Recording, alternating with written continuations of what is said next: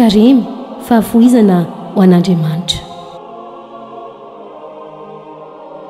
Ny aiky ny finoana ilay vahoaka voafidy.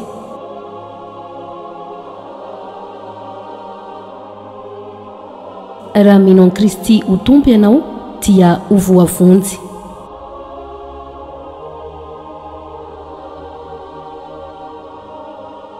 Tsy ny mofo ihany no iveloman'ny olona fa ny teny rehetra avy amin'Andriamanitra.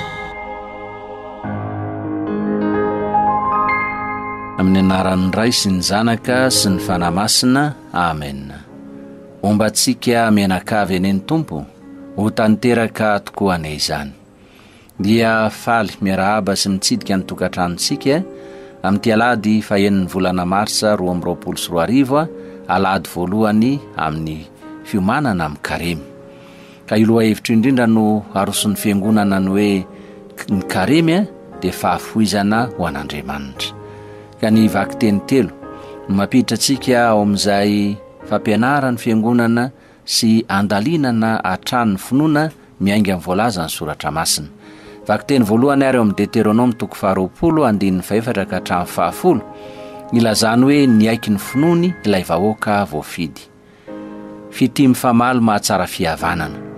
Io no azo ilazana ny fifandraisan'Andriamanitra sy ny vahoakan'i Israely satria ho setry ny fitiavan'Andriamanitra tamin'ny nanafahany ireto vahoaka ireto tamin'ny fanandevozany Ejipsianina sy ny tondrany azy ireo tany amin'ny tanina mpanantenaina, dia ilay tany tondra dronoana matately dia tsy nety ny fon'ireto vahoaka ireto raha tsy nanolotra fanatitra dia ilay voaloham-bokatra ho azy tompo izay nanafaka azy ireo tamin'ny fahoriana sy ny fanandevozana.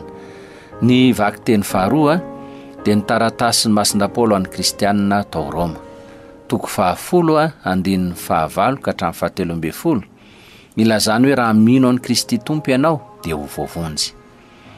Antitra tery masinda Paoly amin'ity taratasy ho an'ny Kristianina tao Roma ity fa fototry ny famonjena ny finoana.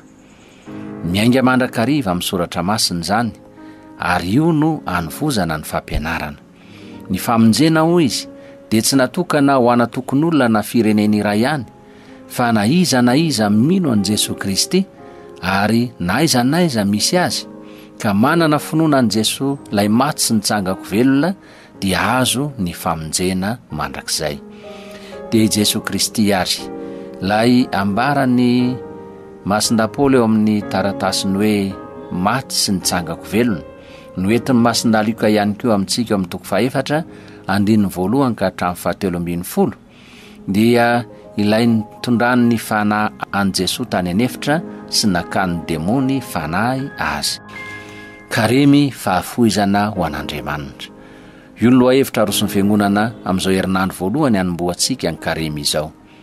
Fampianarana maro no azo tomona amin'ny alalan'ity evanjely ity fa tsongatsika manokana ny ohatra ampitain'i Jesosy mahakasika ny lanja ny soratra masina.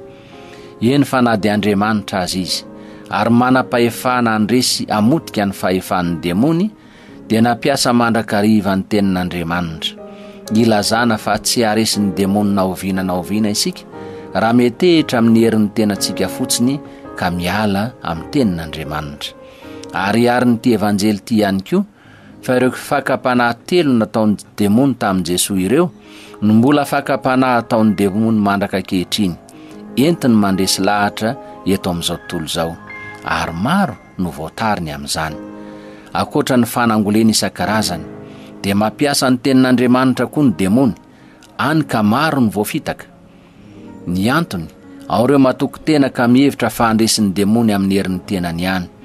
Ao ireo manome lanja diso tafahoatra ny aranofo ka manadino ny ara-panahy. Ambaran'i Jesosy anefa fa hasambarana mandalo no azo eto amin'ity izao tontolo izao ity. Fa ny tena fahasambarana dia ny fiainana mandrakizay eo anilan'Andriamanitra izay tsy maintsy aretana fijaliana sy ananana ilay fahafoizana lavorary. Dia ny fahafoizana ny aren'izao tontolo izao mba ahafahana manatanteraka ny sitrapon'Andriamanitra izay antso ataon'ny fiangonana amin'izao karemy izao. Antso ataon'ny fiangonana amintsika zanany amin'izao vanim-potoana sarobidy izao ary ny anamafisana ny vavaka maneho ny fiombonana amin'Andriamanitra ny familahantena andresy ireo filana maro mangeja ny nofa mandra amin'ny maha-olombelona antsika, fa indrindra ny ananantsika toe-po mahafoy ho an'ny hafa amin'izao fotoan-tsarotra diavy ny firenena sy izao tontolo izao ankehitriny. Matoky sika fa miombona amintsika mandrakarivo Jesosy ahafahantsika manatanteraka ireo ezaka ataontsika ireo, hoentsika mamakivaky ny vanim-potoanany karemy hitondra antsika amin'ny lalam-pibebahana ka hanomezan'Andriamanitra famindram-po sy fiadanana ary famelan-keloka mba hiadanana izao tontolo izao dieniny ety an-tany ary ahazahoantsika ny fiainana mandrakizay raha maharitra manompo azy sy mandresy ny fakapana sy ny fahotana isika. Amen.